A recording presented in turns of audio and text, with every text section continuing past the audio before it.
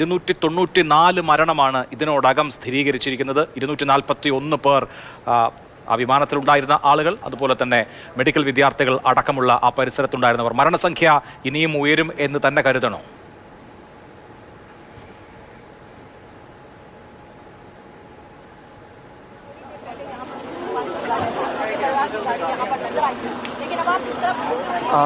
ഏറ്റവും ആശങ്കപ്പെടുത്തേണ്ട ഒരു കാര്യം കൂടി അതാണ് അഭിലാഷ്, ദിബീഷ്. കാരണം ഒരു പക്ഷേ മരണസംഖ്യ ഇനിയും വർദ്ധിക്കാം. അല്പം മുൻപാണ് NDRF മേധാവി ഇവിടെ വന്ന് ഈ ദുരന്ത മേഖല ആകെ അദ്ദേഹം സന്ദർശനം നടത്തി പോയത്. അദ്ദേഹത്തോട് ചോദിച്ച ചോദ്യത്തിന് അദ്ദേഹം മറുപടി പറഞ്ഞത് ഇപ്രകാരമാണ്: കണക്കുകൾ എത്രയാണ് എന്നുള്ളത് വ്യക്തമില്ല, ഇപ്പോഴും അതിന്റെ അസസ്മെന്റ് നടക്കുകയാണ് എന്നുള്ളതാണ് അദ്ദേഹം പറഞ്ഞിരിക്കുന്നത്. ഈ കെട്ടിടത്തിന് മുകളിലേക്ക് വിമാനം തകർന്നു വീണ സമയത്ത് അതിനകത്ത് വിദ്യാർത്ഥികളുണ്ടായിരുന്നു, ജൂനിയർ ഡോക്ടർമാരുണ്ടായിരുന്നു. അതിൽ 45 പേർക്ക് പരിക്ക്, 10 പേരുടെ മരണം സ്ഥിരീകരിച്ചു. ഈ 10 പേരുടെ ഈ DNA പരിശോധന നടത്തി അവരെ സ്ഥിരീകരിച്ചു. അത് ആരൊക്കെയാണെന്നുള്ളത് കണ്ടെത്തി കഴിഞ്ഞു എന്നുള്ളതാണ് നിലവിൽ പുറത്തു വന്ന വിവരം. പക്ഷേ അതിനപ്പുറത്തേക്കുള്ള ചില കണക്കുകൾ കൂടി ഉണ്ട് എന്നുള്ള ചില റിപ്പോർട്ടുകളാണ് ഈ നിമിഷത്തിൽ ഇവിടെ നിന്ന് വരുന്നത്.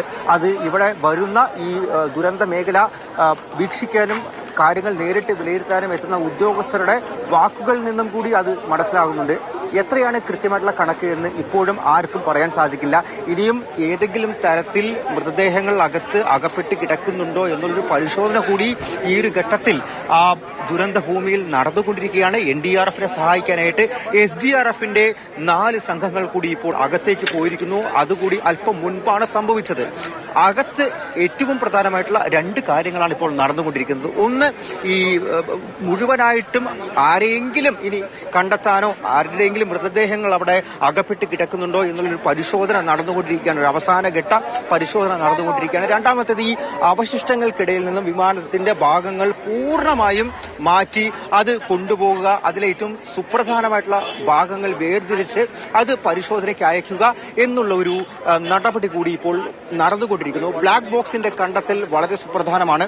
2 ഭാഗങ്ങളുണ്ട്. അതിൽ ഒരു ഭാഗം, വാലറ്റത്തുള്ള ഭാഗം കണ്ടുകിട്ടിയിട്ടുണ്ട്. ഇതിനോടകം തന്നെ ഈ കോക്പിറ്റ് റെക്കോർഡർ അടക്കമുള്ള ഒരു ഭാഗം കൂടി കണ്ടെത്താനുണ്ട് എന്നുള്ളതാണ് നിലവിൽ ലഭിക്കുന്ന വിവരം. ഇതിന്റെ മുൻഭാഗത്താണ്, കോക്പിറ്റിലാണ് ഈ ഭാഗമുള്ളത്. കത്തിക്കരിഞ്ഞ നിലയിലാണ് ഇതിന്റെ ഫ്രണ്ട് മുഴുവനായിട്ടും. അത് നമുക്ക് ദൃശ്യങ്ങളിൽ നിന്ന് തന്നെ വ്യക്തമായിട്ടുള്ള കാര്യമാണ്.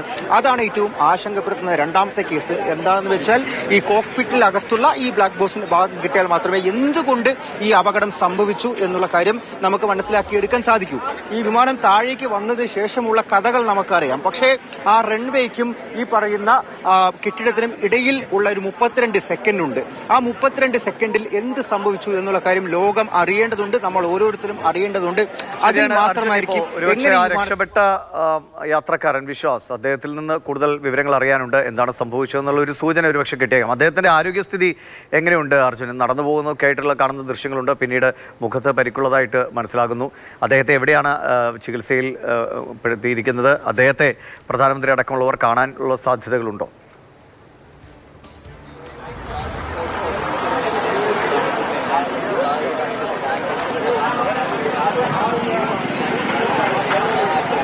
അദ്ദേഹവും ഈ സിവിൽ ആശുപത്രിയിൽ തന്നെയാണ് ചികിത്സയിൽ ഉള്ളത്. അദ്ദേഹത്തെ പ്രധാനമന്ത്രി കണ്ടു എന്ന തരത്തിൽ ഇപ്പോൾ റിപ്പോർട്ടുകൾ പുറത്തു വന്നിട്ടില്ല. കാരണം അല്പം മുൻപ് പ്രധാനമന്ത്രി സിവിൽ ആശുപത്രിയിൽ എത്തി, അവിടെ സന്ദർശനം നടത്തി, അദ്ദേഹം അവിടെ നിന്നും മടങ്ങിയിട്ടുണ്ട് ഇതിനോടകം എന്നുള്ള വാർത്തയാണ് ഏറ്റവും ഒടുവിലായി പുറത്തു വന്നിട്ടുള്ളത്.